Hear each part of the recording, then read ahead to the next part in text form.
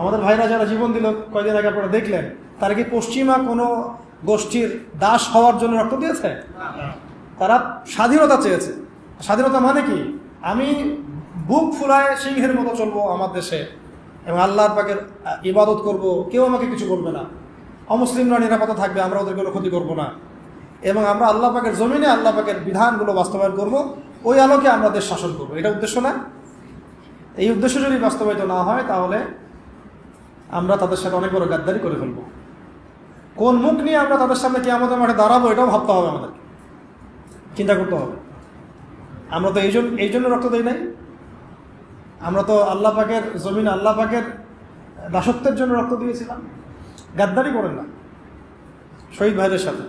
আমি জানি মাসোয়ারা আপনারা ওলামায়ে কেরাম, বরেণ্য ওলামায়ে কেরামদের সাথে করছেন না, অন্য থিঙ্ক ট্যাঙ্ক আছে আপনাদের, কিন্তু আল্লাহ না করুক, দোয়া করি এমনটা যেন না হয়।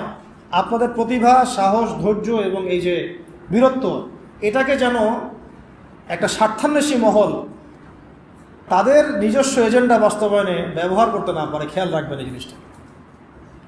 আল্লাহ পাক আপনাদেরকে বোঝার তৌফিক দান।